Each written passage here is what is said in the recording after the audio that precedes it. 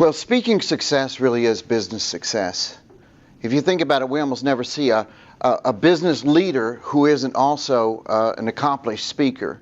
You know, whether you're talking about Jeff Bezos or Sheryl Sandberg, Steve Jobs, or whoever it may be, Sir Richard Branson, the great speakers, the great leaders, the ones that inspire us, also have this other skill.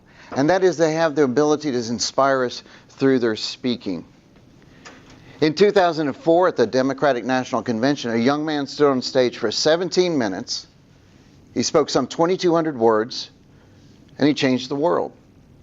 The day before, no one had ever heard of Barack Obama, and the day after, no one would ever forget him. But that's, of course, Barack Obama. He's a politician, and I'm not talking about him. Today, we're talking about you and your ability to change your world through your public speaking. A few years ago, the Carnegie Institute of Technology came out with a study, and it said that 85% of your success in the next 5 years has to do with your ability to speak and communicate your ideas. 85% of your success in the next 5 years has to do with your ability to speak and communicate your ideas. Now, that doesn't even seem fair, does it? Because after all, you worked really hard to get to this point in your life. You worked hard to get this degree. You worked hard to get the contacts that you have in the industry. And then I have the audacity to come in here and say to you, 85% of your success is about your ability to speak and communicate your ideas. But the reality is that the world has changed. If we went back to 1970 and we looked at the Fortune 500 companies from 1970, 65% of them don't exist anymore. See, back then, with the way a stock market put value on a company was they looked at everything that that company owned. They added up all the real estate. They added up all the factories. They added up all the vehicles that they had, and they added all that together, and that was the value. But it's a lot harder to do today. Because how do you put a price tag on intellectual capital? How do you put a price tag on a really good computer interface? And that's how we end up with a company like Lyft, the ride-sharing company, that the stock market just put a value on this last week of $11.2 billion. Now, they don't have hardly any real estate. They don't have any factories whatsoever. In fact, they have very few actual employees. But somehow or another, the stock market said, we think this company is worth $11.2 billion. So how do you put a price tag on something? What happens now is they look at the people who lead it. That's why when Steve Jobs went back to Apple, the stock went up 200%. Not that week he went back, not the month he went back, not the year he went back. The day he entered Apple for the second time, the stock went up 200%. The stock market simply looked at him and they said, you know what? We think he's competent, we think he's confident, we think he's innovative, and we're going to bet our money that that guy is going to make something happen. So how do we know what your organization's worth? How do we know what your nonprofit is worth? How do we know the initiatives that you are planning? How do we know what they're worth? What we do is we look at you. And we make our decisions based on what we can see. It's called the halo effect. Have you ever heard the halo effect? The halo effect goes like this. If you're good at something we can see, we assume that you're good at other things that we can't see. Right? They did a study, it was in a university. The university study did this. They took some photographs of some students that were considered to be really good looking. And then they took some photographs of people who were average looking. And they put them in front of somebody and they said, you know, Beth, why don't you look at these photographs and guess what qualities these people have? And what they ended up doing was they ended up saying that the people who were better looking, they guessed to be better students and better citizens and smarter and kinder. And they guessed that these people had all these other skills that they may or may not have had.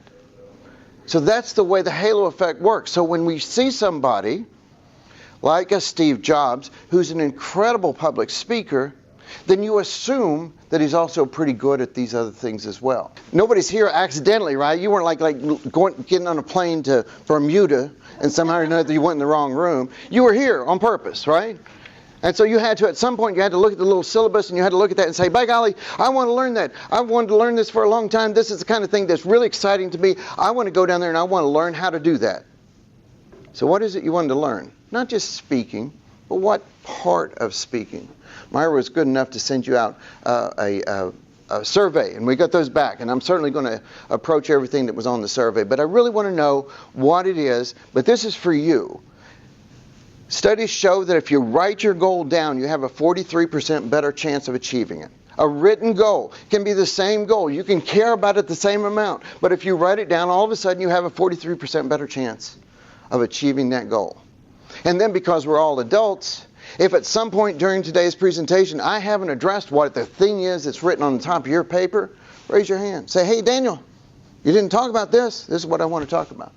She started talking about the time when she picked up, they had picked up a little girl who had been in a terrible car accident, and her mom and dad were well enough to go in an ambulance to hospitals, but the only way that this little girl was going to survive was if they flew her back and got her specialty treatment she needed right away. And the little girl was terrified. And she had never been in a wreck before. She didn't know about her mom and dad, and she'd never been in a helicopter, and she was terrified. And she said the only way that she could get the girl to calm down long enough to make it to flight was to reach her hands in there and grab the little girl's hands and sing songs from Frozen. And that way the little girl was able to calm down enough that they made the flight. And then another time she said, well, she was in Sacred Heart, and a lot of times these guys, the pilots and such, if they don't have anywhere they have to be right then, they'll stop and they'll have a meal right there. And they have their flight suits on, so you could tell that they're different than everybody else, right? And she's looking up at the menu, and she's trying to decide what she's going to eat, and she feels this, boom, these arms around her, these big arms all the way around her. And when she eventually gets turned around, she finds there's a woman there. And there's a woman there, she's a big woman, she's an elderly woman, and she's just sobbing. And she says, you probably don't remember me, but she said, 2 weeks ago, you saved my daddy. She said, I live out in Milton. And she said, we were having a barbecue, and my daddy had a heart attack. Y'all came out there and landed on the lawn. And she said, you know, you put him in the stretcher and you put him in the helicopter and you flew away. And she said, to a person, every person there said, we don't think he's going to make it. We think your daddy's dead. And of course he didn't die. He's upstairs in the hospital, and they're talking about a time when he'll actually be able to come home and be home with the family again. And she said, you know what? I just wanted to thank you because I wasn't ready to say goodbye to my daddy. See, all of a sudden, when you start talking about your why, you have an important conversation. When you start talking about your why, you're talking about something that's deeper and more meaningful than just your everyday conversation. As long as Melissa was talking about her how and the what, we were having a fine conversation. But do you want to move people? Do you want to grab people? Do you want to have them follow you? Do you want to have them say, oh my gosh, that was an experience? And we have to talk about our why. But anyway, so I'm standing there, I'm looking at this car, and John comes up behind me, and he knows how to motivate a sale. He knows how to make a sale. And he put his arm around my shoulder, and he said, you know, you would look so good behind that. He said, imagine putting that top down, blasting the radio, a little redhead there next to you, and blasting down the beach highway in that car. And I said, oh yeah, I would look good. And I bought it. Now, do you think anybody's ever bought a Mazda Miata as a logical choice? No. I mean, the saying is you don't get in a Miata, you slip it on. I mean, this is serious. Literally, you're at the grocery store looking at the 6-pack of toilet paper going, I don't think I fit. I remember being at an event, and my friend had a couple too much to drink, and he looks at me and he said, can you drive me home? And I'm like, what are you, like 6'1", 210? I don't think you'll fit. Harley Davidson people. So Larry Harley Davidson. There we go, Phil. Okay, so I'm going to insult you. But this is true. My friend in Nashville, also named Dan, buys a Harley Davidson motorcycle, $38,000 motorcycle. $38,000 for a motorcycle. Do you think that's logical? No. You can buy a car in Nashville. You can buy a house in Nashville for $38,000, and he bought a $38,000 motorcycle. And that's just the beginning. That's just a starter set. Then you have to get the boots and the shoes and the socks and the underwear and the vest and you have to get all the other stuff. And every time Dan was going back into the Harley Davidson store, and he'd come out with more stuff. It was amazing. It's a really illogical thing. But somewhere along the lines, Harley Davidson figured out. They said, we believe there's a little bit of outlaw in everybody. And my friend Dan's like, yeah, I'm an outlaw. And I'm like, no, you're a dentist. But their why connected with his why. Okay? And he looked at that and he said, yeah, I'm an outlaw. And you see these people, they're crazy. They're driving down the street and they're waving at each other. And they pull over on the side and they talk about pipes. Ooh, look at the pipes on that. And then, oh yeah, look at your pipes. You got great pipes. Oh, look at those pipes. I drive a very nice Dodge Grand Caravan, silver. But nobody ever pulls over. We don't do this on the highway when you're driving a Dodge Caravan. You know that some Harley Davidson people actually get tattoos with that logo on it. Now that's when you know you've made it as a corporation. When you're branding people, actually get the logo. Do you think anybody in history has ever gotten a Dodge Grand Caravan logo tattooed on them? I could lead the movement. One of these days I'm going to rip off that thing. I'm going to look at that Dodge Grand Caravan.